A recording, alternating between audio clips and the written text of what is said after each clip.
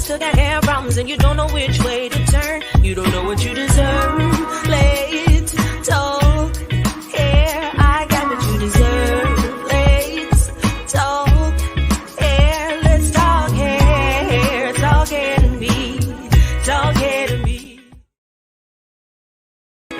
Talk hair. Let's talk hair. Talk hair to me. Talk hair to me. Talk hair to me. Talk hair to me. Let's talk hair. Let's talk hair.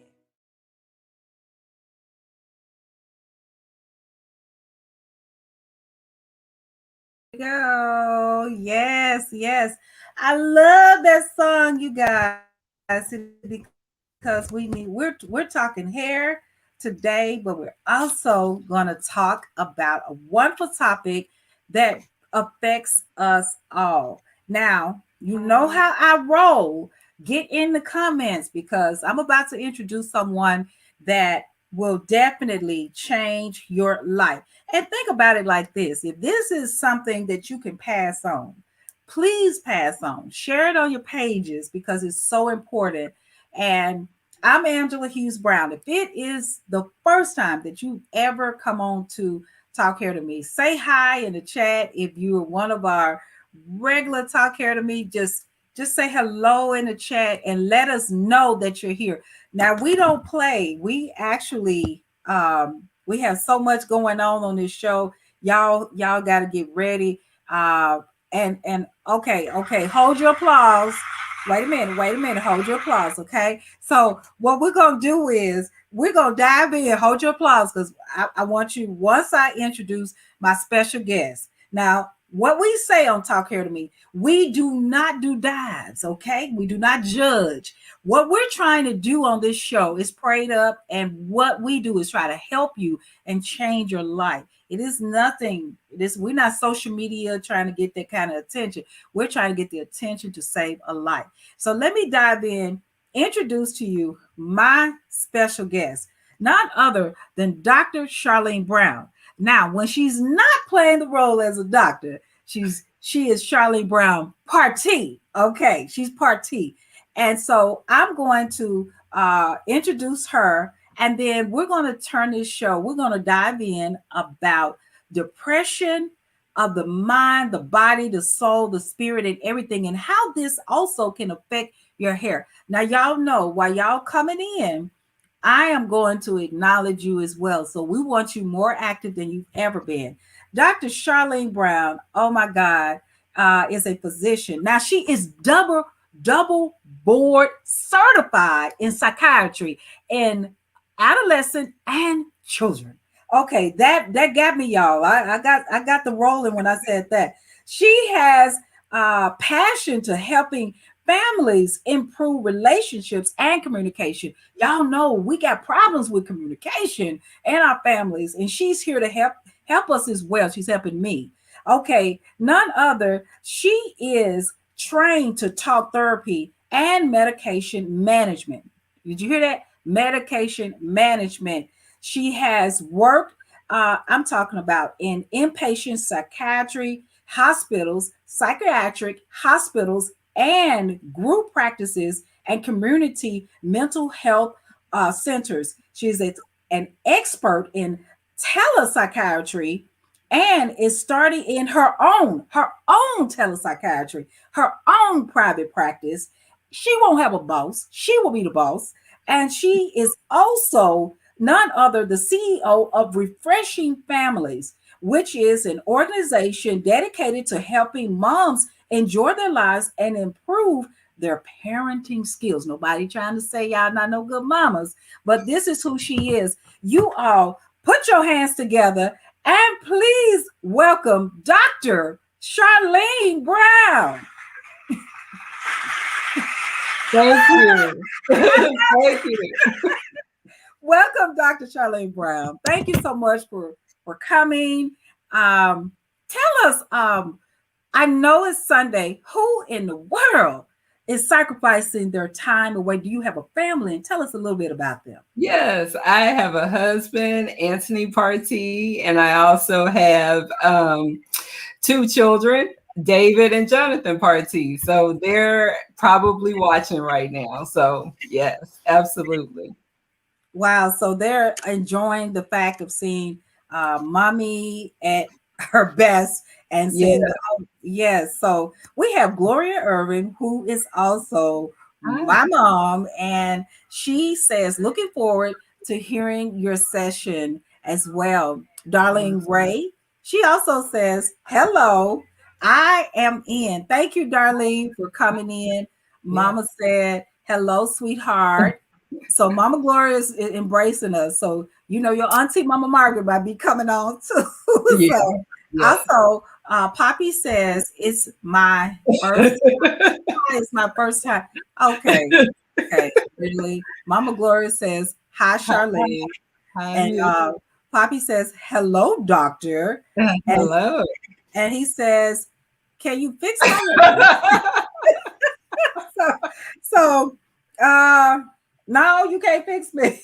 No, she can fix me. So but tell us a little bit. I want to ask this question like a little bit. What made you want to get in adolescent child psychiatry? What brought that on? Yeah. So I decided to go into medicine because I really love helping people and I also love science. And I actually chose pediatrics at first because I do like working with children.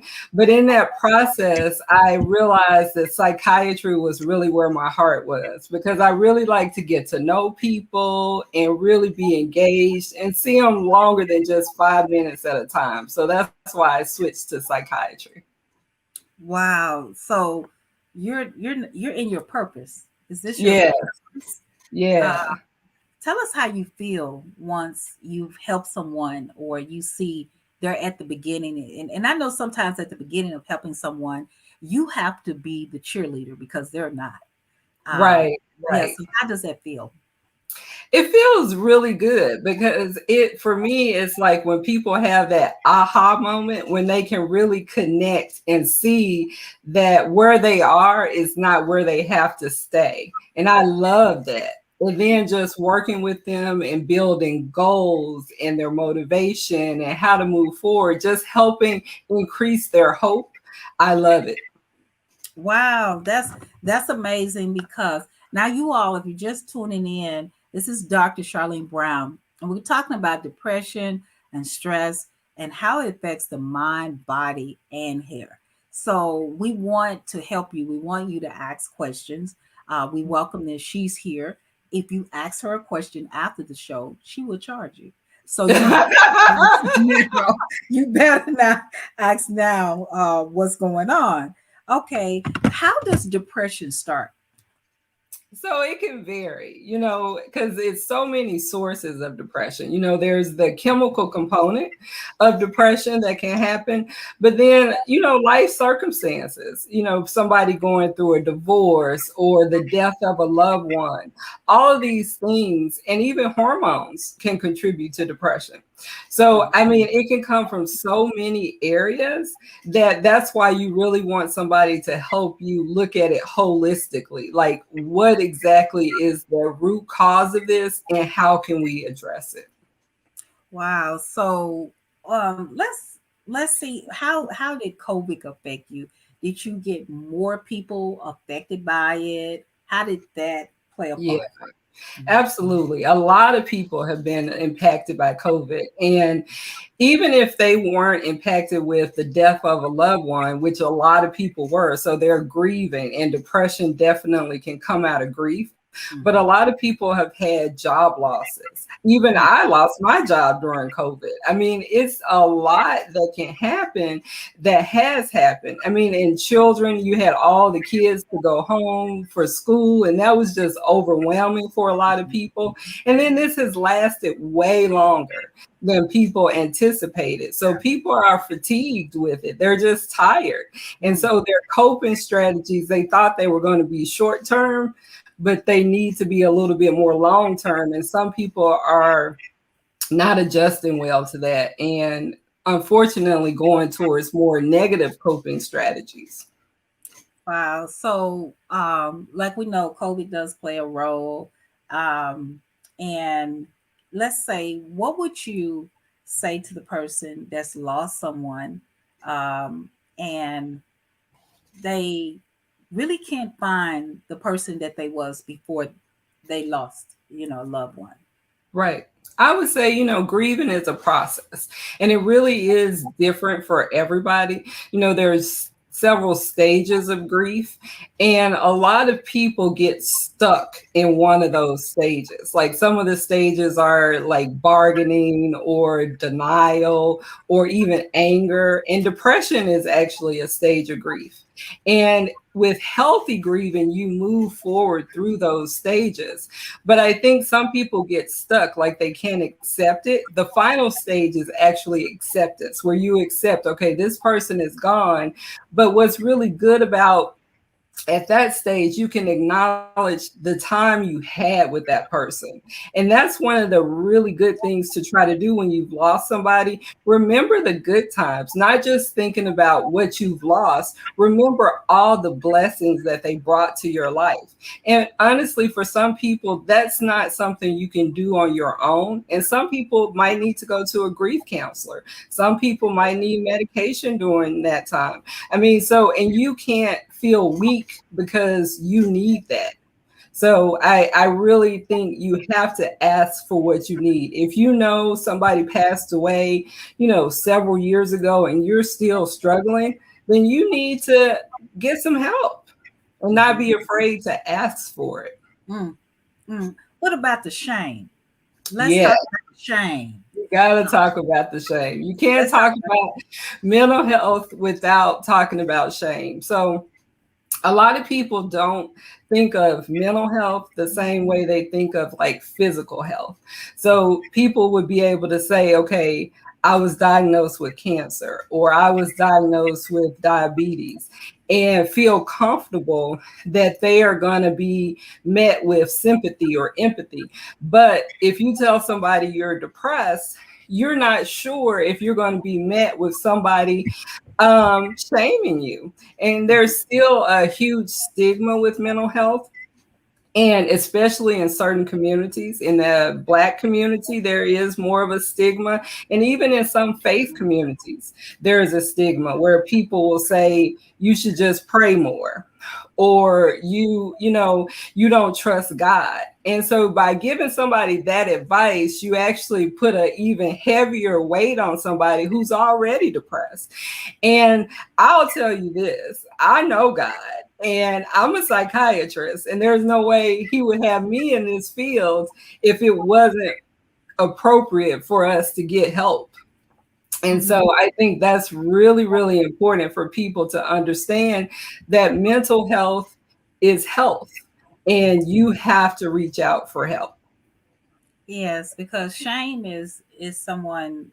I mean, when you're and you all out there listening, Candace Adams says, "Hi, Angie and Dr. Brown. Good to see you, ladies." Hi, Candace. And this is something that um, and people out there who has shame, guess what?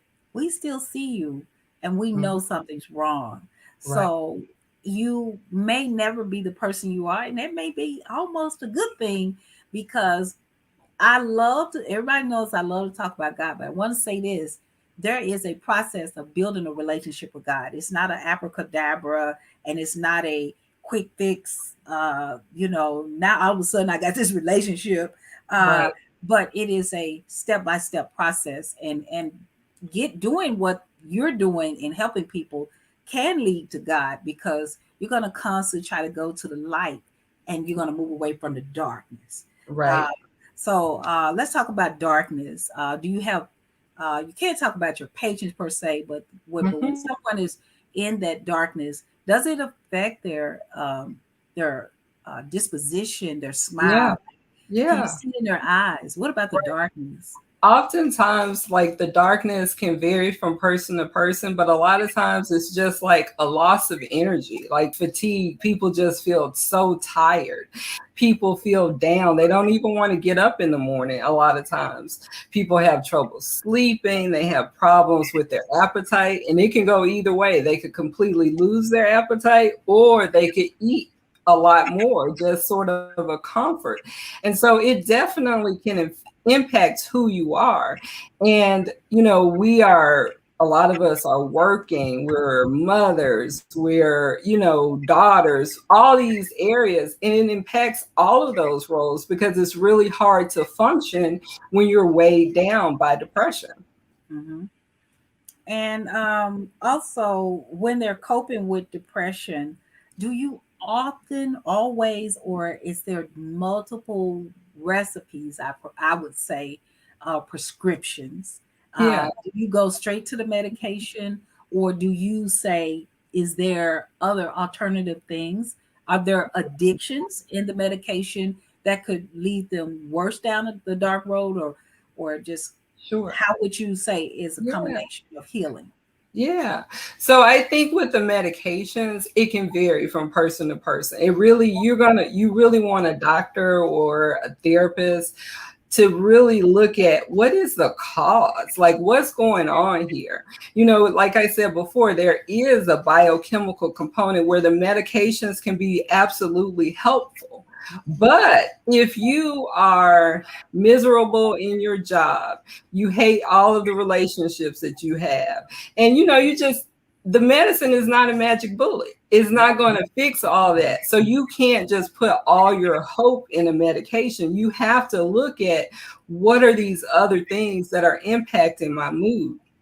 And Angela, I think we have to talk about trauma, because so many people have experienced trauma, and a lot of times depression and stress and all these mental health issues can result from trauma.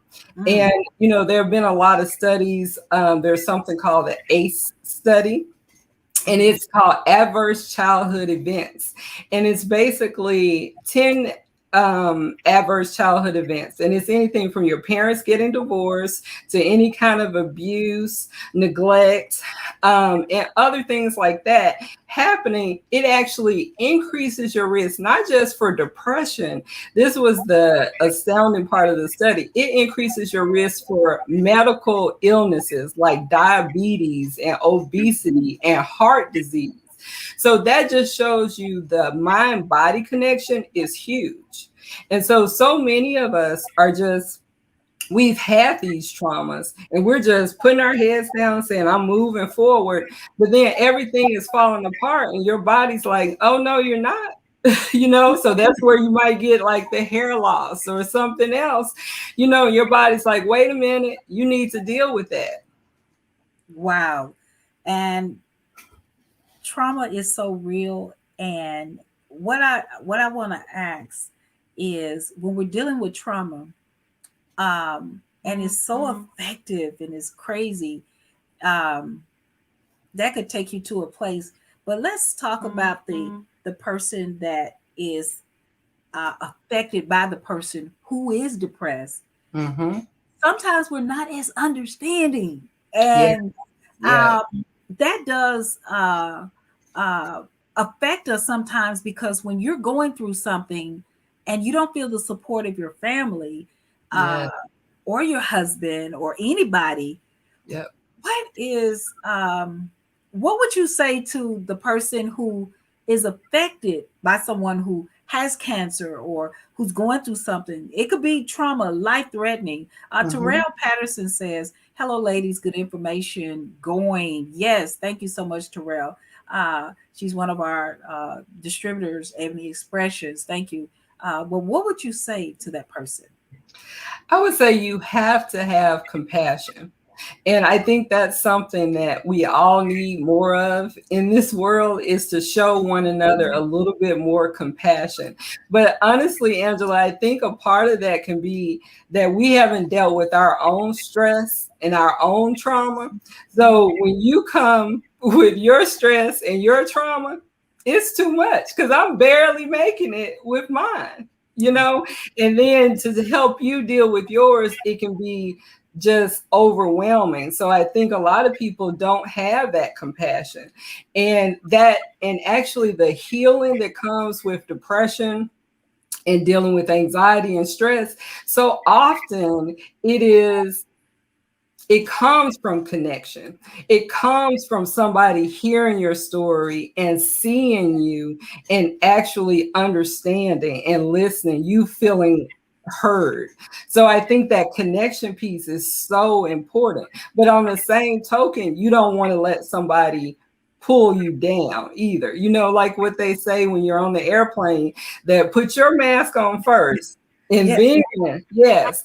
So, you know, there is a balance. Like you want to show compassion, you want to be there for somebody, but you have to take care of yourself, and you have to make sure that they're taking care of themselves too. Like you can't want something for somebody more than they want it for themselves. Mm-hmm. And what about now that, let's say, now that the person is on medication, they're depressed, and they're going through some stuff, and they're not trying to climb out that hole anytime soon, or it just may be not on that timetable that you're wishing or you're thinking. Right. Some of us get married, and we tend to know that person we fell in love with. Now that person is all kinds of depressed, you know. So, and they're going through some stuff. Right. I know for a fact when my husband lost his mother, he was not the same man. He Sure. was hit by like a big truck. Yeah. And I never, ever told him when it was over that he should not be, you know, missing his mom or be depressed or whatever. Right. I've heard people say, that's it. You need to get over it. You need to do whatever. And there are people who go get help, but they feel like the person who they're speaking to is just listening, but they're not helping. What would you suggest on how to find that perfect person that needs to hear you in grieving? Not you all, we're talking about grieving now. And so they need to hear you in grieving, but is it, I don't know, should they just listen, or how is the person getting help with you just listening only? Right. So I always tell patients, like, all therapists are not the same and all types of therapy are not the same. But just because you have a bad experience, don't give up on therapy or give up on counseling. You just haven't found the right one for you. And so some people actually, it's called like supportive therapy, where you are mostly just listening. And for some people, it's therapeutic just to be heard by somebody who's objective, and that might help them. But for a lot of people, they need some tools. They need you to help them to process. So if that's not working for you, don't stay with them, you know, for months or years. You say, hey, thank you, but I'm going to move on. And you can find somebody that right fit. And it's nothing wrong with changing therapists. You shouldn't feel, if it's not working for you, then get the right person. And you all, what she's saying, keep diving in. Don't stop. It's just, you know, just keep looking. It's like with hairstylists. You got to keep looking. Exactly. That person can help you. And you all, and for those of you to know, how does this affect? I was just in San Diego, Dr. Charlene, and I was in San Diego, and this lady literally, and I was selling dessert products, and she literally took her wig off and had shown me her hair loss. And so she said to me, my mother passed away. I kept it in. I'm a mom, I'm a wife. I had to play a role and pretend like my hair, like I was fine. I got in the shower, my hair started coming out. So what does the body do when you hold it in and you don't admit and you don't release, what does that do? Yeah. Like I said before, the mind body connection is so powerful. And I think that's like one of the hugest takeaways for everybody today. Because if you are under stress, and there is long been known that stress can impact your hair. And what it does is it impacts your hair cycle. So what happens is you stay in that shedding or resting stage, where instead of going back into the growth stage, so now you're just shedding way more hair, and now it can lead to significant hair loss. And so that's why it's so important to deal with your stress, and not to just, so many people, but especially I'll speak to women, will just say, this is what I have to do. And they just put their heads down and get it done. And they think because they are getting it done, it's fine. They're fine, but it's not. And that's why you have the hair loss, and you have other things like that start to come up, and even other physical disorders that start to come up because of that, not dealing with whatever you are working or addressing what you've been dealing with. That is so, so important. And that's going to be a part of, the practice that I'm setting up. I'm going to be working with like executive moms, because I've seen it so much with women, especially women who are in positions that can be extremely stressful at work, but then trying to balance a marriage and then children and all of these other demands. It can just be so much, but it's hard to admit it, because in everybody's eyes, they're superwoman.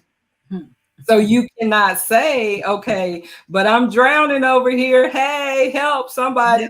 And so to be able to have a psychiatrist that you can relate to, and knowing that everything is confidential, and it's not even on your insurance or anything, I think that can give a lot of women some peace and allow them to get the help that they need. Wow. So you're doing, this is a purpose driven new career of what that you'll be doing. When I say purpose, you guys, I'm speaking about when you're helping someone, you're in your purpose, Right. and being able to do this.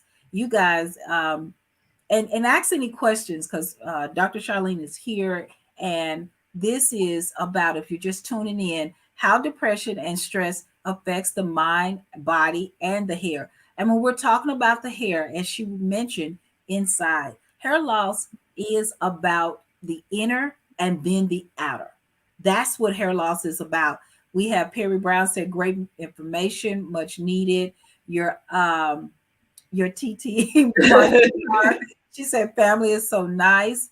And T Pete says, great points.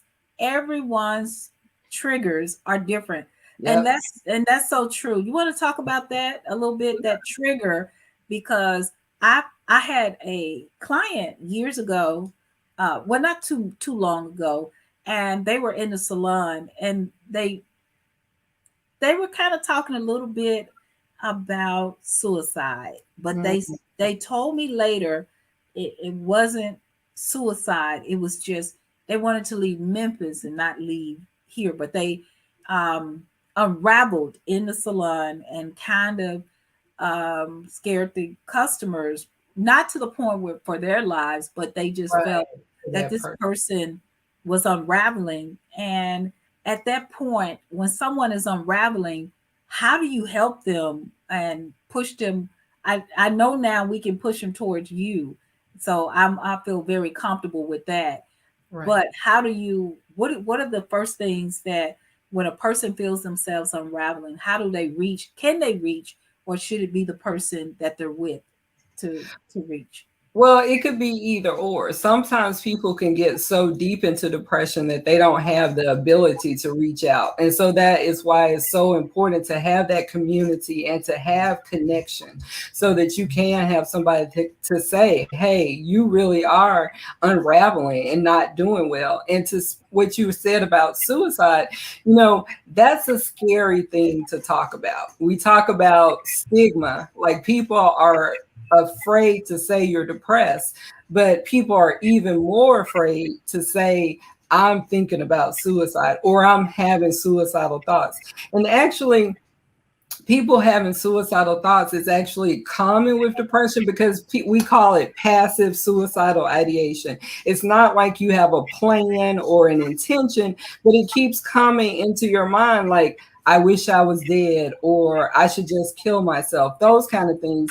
But those are very serious. So if you are having those kind of thoughts, then I would really seek professional help, because you don't want it to get to the point where you do have a plan or you have that intention of harming yourself.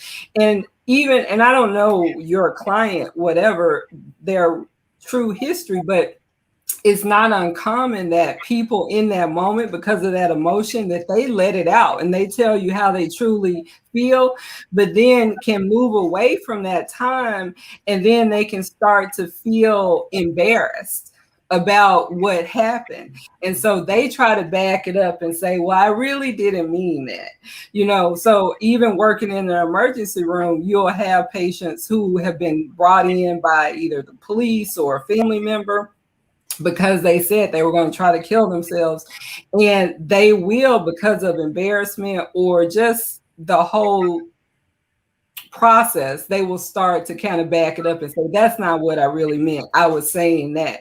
But I think that's where we have to be more compassionate, and it's okay to talk about that, and we have to create more safe places for people to be able to say that, hey, I've been thinking, I just wish I was dead, to be able to say that and not feel like you're going to say, okay, I don't want to talk to you no more. So that's what we need to be able to create those safe spaces. And then we have like the National Suicide Hotline. And it's not just for if you're actively about to harm yourself. If you just need somebody to talk to process like what you're going through, you can call that hotline. So there are resources in Memphis. We have a crisis number that you can call. So you really have to pay attention to that, because people kill themselves. In the US, the last stat that I saw, every 14 minutes, somebody commits suicide. And that's sad. Yeah. That's sad. Wow. We have Marcus Sharp that says, people has for years labored depression as being crazy. So they shy away from talking about it. That's true. Yeah. So let's talk about that. Yeah, no, like everybody, even people will say to me, they were like, well, I didn't want to come see a crazy doctor, and that's the thing. That's where the stigma comes in. Like, mental health does not mean you are crazy, and there are so many things that can impact us that can cause depression or cause anxiety, from, like I said, chemicals to hormones, but then life circumstances, all of those things. And that stigma is what keeps people trapped and keeps people from getting the help. And that's probably a part of why that suicide statistic is so high. And that really grieves me, because if somebody was too ashamed to ask for help because they thought, they're going to think poorly of me, and they had to suffer in silence, that really breaks my heart. And so we have to, and I mean, you might not have a community outreach or a platform like Angela has, but you can create that atmosphere within your own family where you can check in with people and let them know that they can be vulnerable with you. Wow. Thank you, Mom. Margaret Sharp. That was awesome, because that is like old school truth, Mm-hmm. And we also have, do you know this person right here? That's my mommy. She said, "Great job, ladies." Thank you. My auntie. Yeah. Gwen. And Tavia Hall says, good afternoon, ladies. So Tavia is a big supporter of Talk Here to Me and Deserve. And so it won't leave my brain. I want to talk about the lumpy rug. The lumpy rug is, to me, piling up all of your problems that can lead Mhm. to depression. Can you just kind of talk? Do I need to further talk about it? But the lumpy rug is out there. And what about people who walk around with lumpy rugs? Like they don't forgive people. They leave stuff. It's like they're constantly collecting, and they play the role of a victim. They hadn't let go stuff, and it can lead to a depression. So what about Absolutely. that lumpy rug? Right. I mean, that I never heard that term, but you described it beautifully. I mean, I think that's how a lot of people are living. I mean, they're getting hurt by it could be in a marriage, or it could be by parents and or siblings. So all these things where they're hurt, but then they just have to move forward. And it's like I said before, they're acting like, oh, this doesn't bother me, or oh, I'm over that. But so many things we have to actually process. And forgiveness, you brought up forgiveness, Angela. Forgiveness is not about the other person. Forgiveness is all about you. Mhm, mhm, mhm. So, Joyce Meyer says that unforgiveness is like drinking poison and waiting for the other person to die. So, Ooh, I love that. Ooh, ooh, yeah, that's a nugget. Yes, yes. Drinking poison and waiting for the other person to die. yeah. Yes. TP, we getting ready to get to yours, but that is over the top. Drinking poison and waiting for the other person to die. So Yeah. we have TP who has given us something so often. Can you read that, or can you see Yeah. Yep, I can see it. People have to also take people's truth seriously, not brush them off. Hearing the pouring signals that are being made. Yep. No, I totally agree with that, TP, that you have to take people's truth seriously. And I think, being vulnerable is not easy, but I'm reading this book. It's called The Gifts of Imperfections by Brene Brown. And she talks about that vulnerability is actually needed to achieve joy. Like if you want to be able to experience joy and have a life of worthiness, you have to be able to be vulnerable. And it's hard to be vulnerable if people are going to dismiss you. So I would say this. One, you don't want to tell your truth to just anybody. You want to tell your truth to people who've earned the right to hear it and who've proven that they can handle it. And really you can't be mad at everybody, because I think it goes back to something Angela and I talked about earlier, is that some people are so weighed down with their own stuff. That's why they can't even be there for you in reality. And it? so they're just like whatever, get over it. Because it actually, I think of a lot of people as like treading water, and that's with their lives. And then if you throw your problems, they feel like they're going to drown. So they might come across as rude, disrespectful, insensitive. And so that's why you have to find the right people, and don't keep trying to get something from somebody that doesn't have it to give to you. Woo. Amen and amen. And it's like I used to tell people,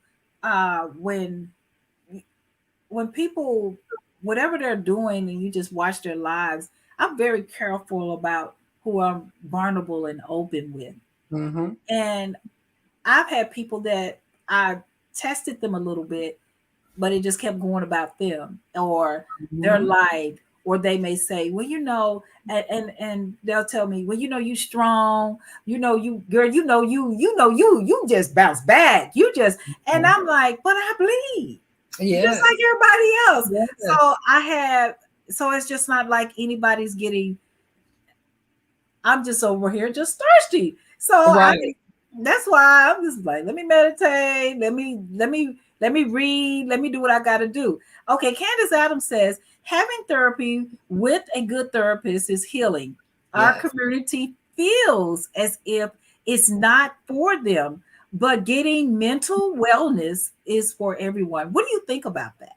I totally agree, Candace. I totally agree. And I am a huge advocate of therapy, of mental health. And I think we just have to talk more. Like, even what we're doing right now addresses that stigma.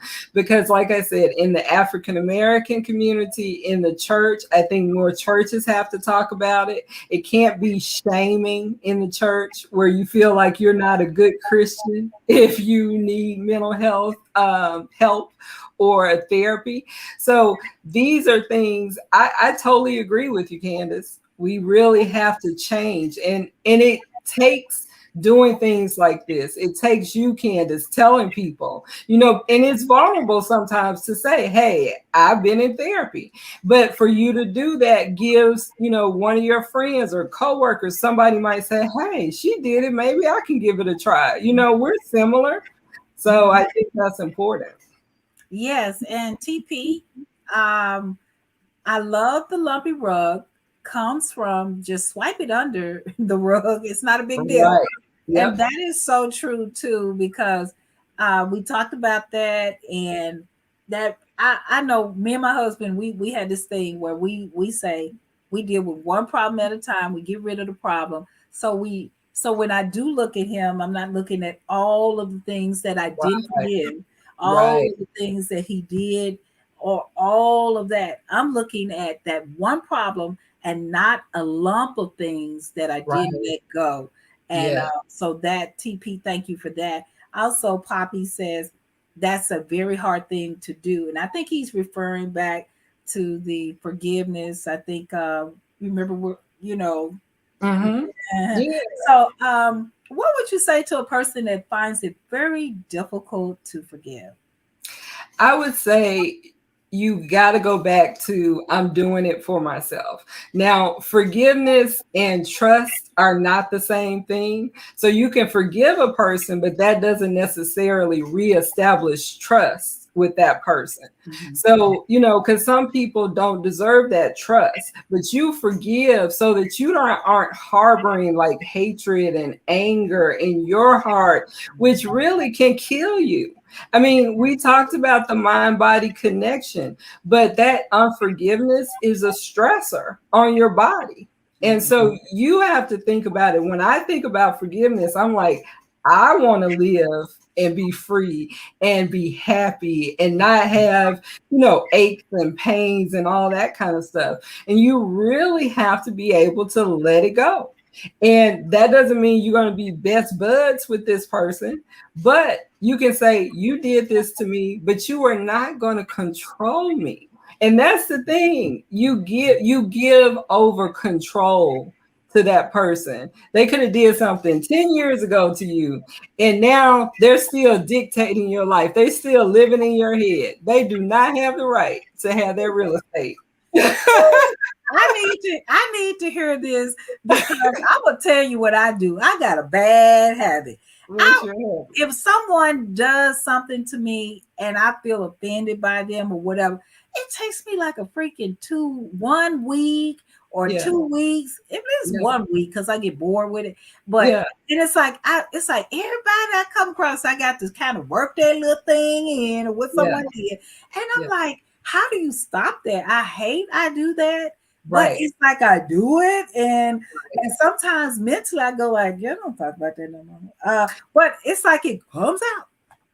And that's what honestly, Angela, I have the same issue, and I'm not perfect at it, but what I really have been trying to do is to not tell people. I mean, it's sometimes you might have like that one person you need to talk to your husband and process it with, or you need to just take it to some stuff. You need to just take it to the Lord. But what happens is when you're retelling your story, Angela, your brain does not know that this is just a story. So your brain and body is reliving that trauma all over again. So now you just put yourself right back to where you were. And so that's the reason why you don't want to, the more you tell that story, the more it's happening over and over and over. So you gotta let it go. Woo! Okay, I didn't know I was gonna get no help. So, because I'm sick that's something that Right, irritates me about right, me. And right. it's like, so I'm like, girl, when you Yes, but it's like I don't listen to myself. And so you right. just helped me so much because I'm like, I Yeah. needed that. I probably had to cash app you. So Well, we I do yeah, that too. I do the same thing. So yeah. I'm learning. Well, we have another one. Uh, uh, Poppy says, as a federal police officer, mental illness training is necessary as CIT certified trainer for other officers. What do you think about that? Especially a lot of stuff that's going on. Oh yes, I absolutely love it, and I'm so happy that you're doing that, Perry. That is such a blessing because we need more officers to have understanding of mental illness because there can be an overlap with mental illness and some with certain mental illnesses aggression can be a part of it.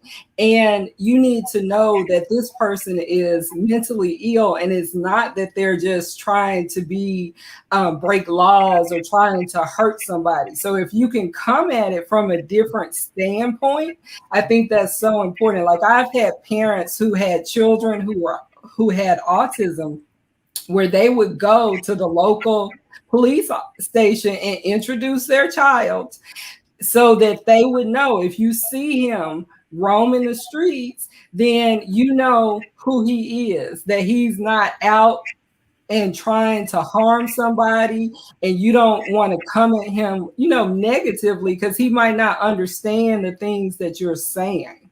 So yeah, I think that's so great. And Perry, I'm glad you brought that up because it just shows on every area of our society, we need to be educated and thinking. Like from Angela, you're a hairstylist and you had somebody come in and have like a mental breakdown in your salon.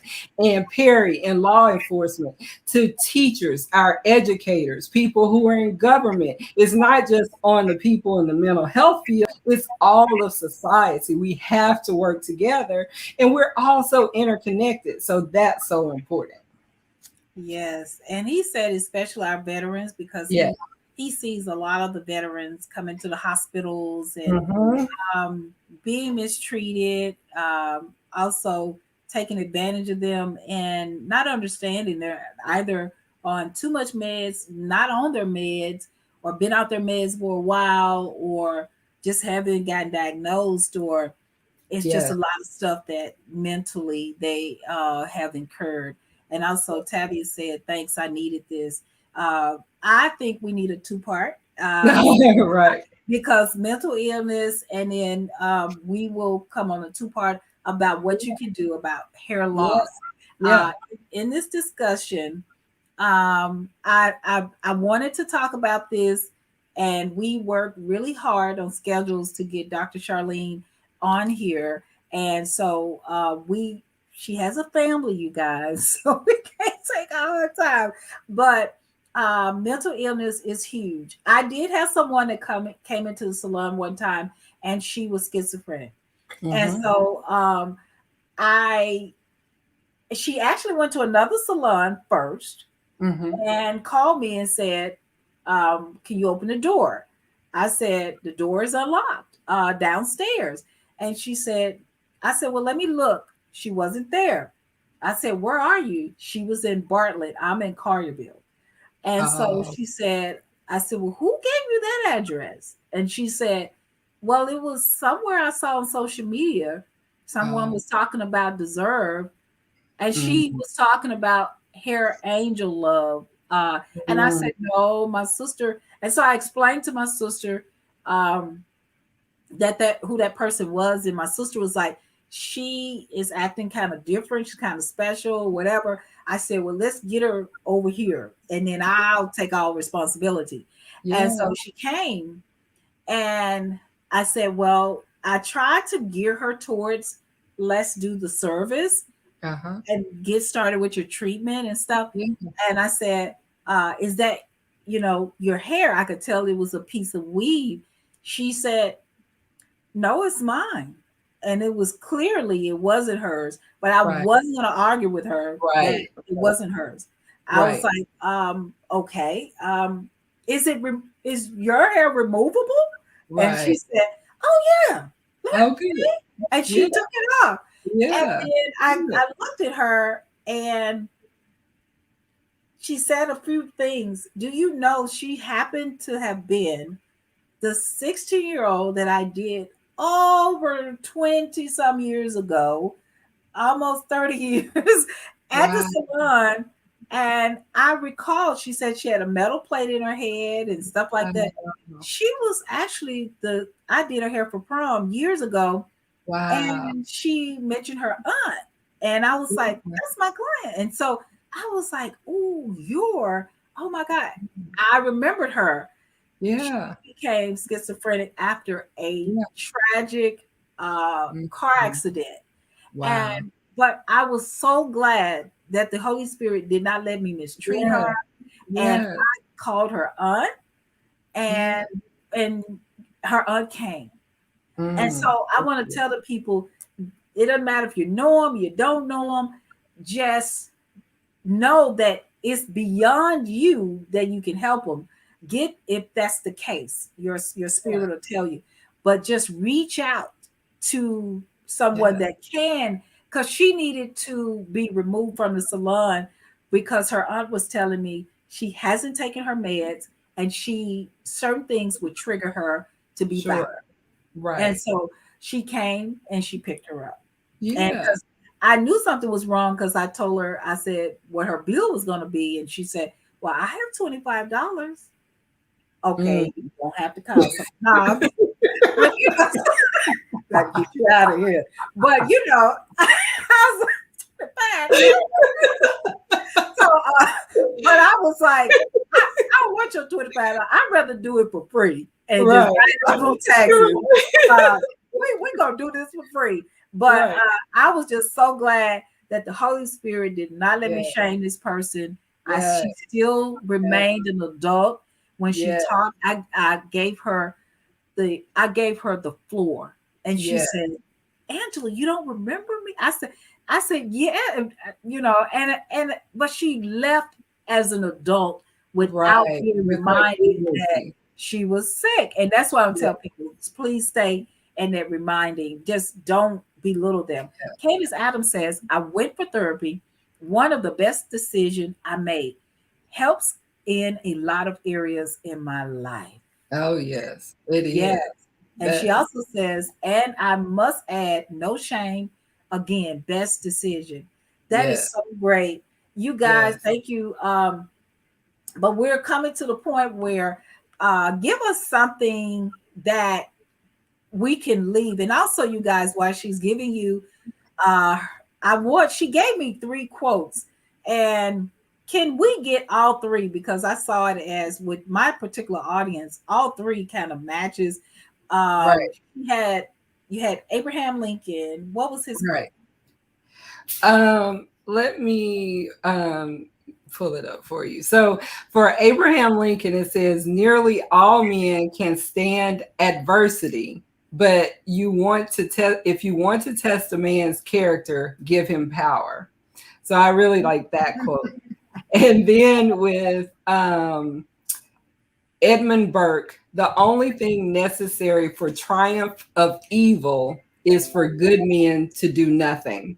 And then the last one is Frederick Douglass, and it says, it's easier to build strong children than to repair broken men. So those are like my favorite quotes.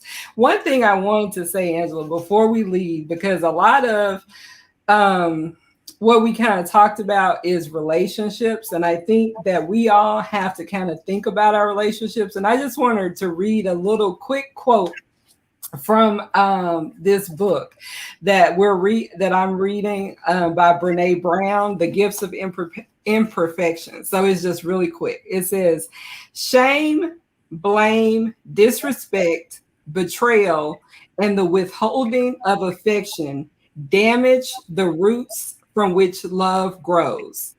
Love can only survive these injuries if they are acknowledged, healed and rare. And so I just think that's important with our relationships with one another. It ties into what Perry brought up, even about forgiveness. I mean, so just to think about those things. Okay, you all heard that. But I'm gonna get with her and I'm going to put that on social media, you guys, because it's not just that you have to heal. I remember in my marriage, we started out just financially struggling like Mhm. crazy. And when I tell you, what got me through it is I went back to the program when we got married, and it said three. Marriage takes three. God, him, and me. And Yeah. God is in the center. And I remember the only turning point of the marriage. I thank God for the struggle. Hmm. I thank him for the struggle Yeah. because he knew the only way to get my attention was money. And Yeah. so he knew. He said, Yeah. "Boop, I gotta get her attention." And it put me in such because I treated money like God. Mm. And so God is a jealous God. And Yes. so he took the money away and he gave me him. That's beautiful. And then he returned the money because Right. I no longer worshiped it. Right. And That's he so, gave me more, yeah, But that's it was good. like I would, I had to let go. And in my meditation, God let me know, you don't trust me. Mm. And I remember crying and saying to myself, oh my God, I don't trust you. Yeah. Because sometimes we're in our churches and we want to look religious and we want to look like we have Right. this faith. We want to look Right. like whatever. But sometimes you guys, you need a psychiatrist that Yeah. can really get to the root of why you're who you are. And I know if I had stayed on the path of who I was becoming, Yeah. I would have had a just it. I didn't like that person much. Sure. I mean, people I could tell with their eyes that when I came, they was like, she a lot, so she a lot. And I didn't care because I only wanted to hear my voice. Yeah. And Gotcha. now I'm like, I thank God Yes. for the criticism and I thank him for putting people like you in my path, in my life, where I can see things different. Yeah. And you guys, she gave me nuggets. So, and I'm talking about this is huge. So we come to the part we do giveaways in the show. Oh, yes. And so we do giveaways, but is there something you want? I'm gonna say, let me say hi to Monique. She prays for me. Uh, Hello, Monique Stewart. Monique prays for me. So thank you, Monique. Love you. You love you.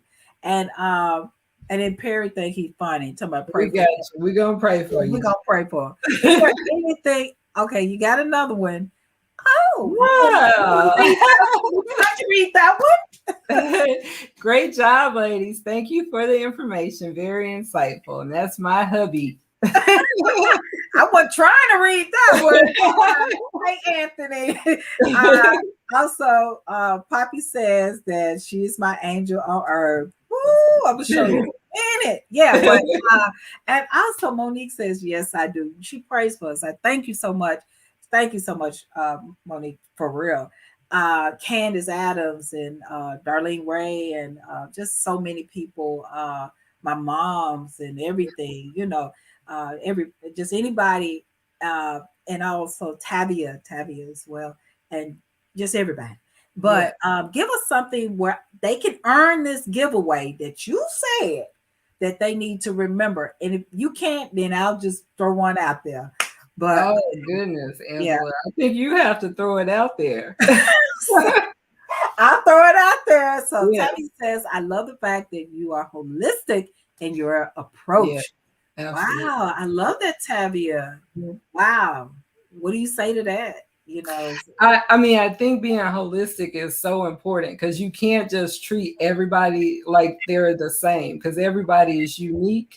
And if you do that, that's why you'll have a lot of treatment failures. But if you try to get to know the person, their background, and everything, then you can have some really good outcomes. Okay. I have one for you guys. Now it's time for the giveaway. Thank you, Tavia, for that so much. And a lot of people are going holistic because they're realizing that goes along with what Yeah. and Deserve does have psychologists and people who are Yeah. holistic. Well, and I'm about to dive into holistic as well a little bit more. And how do we get an appointment with you? It's flashing across the page, Tabia. Don't you see it? Don't you see it? Contact Right. at drcharlenebrown.com. IG, Refreshing Families. Yeah. Refreshing Families. You need to take your Herbalife, Tabby. You'll see. So we're gonna keep it up. What she says, I'm driving. Okay. Well, Tabby, I'll text it to you because we were friends, Yeah. so I'll text it to you. Yeah. Yeah. So three things. So some things that give me three things that you all can take away from this show. I need three people, three things that you can take away that she said, not that I said, because I didn't say that. Three things that Dr. Charlene said when what three things that you can take away that she has to approve. So y'all get to type in word up three things that you can take away from this show. Three things. Name it. Three things. I It's not what I said. It's strictly what she says, and she knows what she said. So give me three things that you can take away from this show. Yeah. Poppy Yeah. said, Yeah. forgiveness is not for them. Don't y'all copy his stuff. Yeah. He got So, it. okay, we got one. Yeah. So we need someone else. Two more people. Let's who wants to win some Deserve products. Um, and if I don't know you, go to the Angela Hughes page and put in your address. To deal with issues and not hold on to them because you are reliving. Is Yep. that something? Yep. Okay, so we have Perry, Tabia, TP, Oh yeah. practice being compassionate. That's so true. Yep. TP, go to Angela Hughes page. You're on YouTube watching. I need your address. Yep. Communication is key. Yes. Yes. Margaret Sharp, mom says, Yep. don't be afraid to get help. That's So so we're true. getting that's true too. Oh my God, Yeah. I'm giving her free products this week anyway. So she gonna get products. So TP, we got Perry Brown, Margaret Sharp, TP, and Tavia Hall. Yeah. Who Candace Adams says Charlie has to approve it. Don't be ashamed to seek therapy. Darkness varies. Persons dealing with depression need to be compared. Absolutely. That's right. Okay. You're Anthony's sister. So Oh, okay. do you have her address? I do. That's Okay. true. I didn't know who that was. Okay. Truly the great show. Thank you so much. Thank And you, you Karen. want to read that? Stop drinking the poison, waiting for the other person to die. Yes, that's Joyce Meyer. That's a real good one. Yes, that's a real good one. So we have all of our winners that are here. TP, Win Where, Margaret Sharp. I mean, we got a list. I'm excited for everybody. So Tabby Hall, Perry Brown, everybody, Candace Adams. I got everybody. I only need TP's address. I'll And give it to you. okay, so y'all know how we do. Congratulate all the winners. All of the winners right now.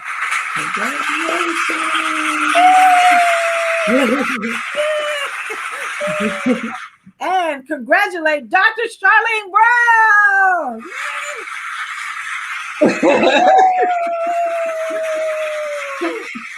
And congratulations on her new practice. Yay! All right, all right.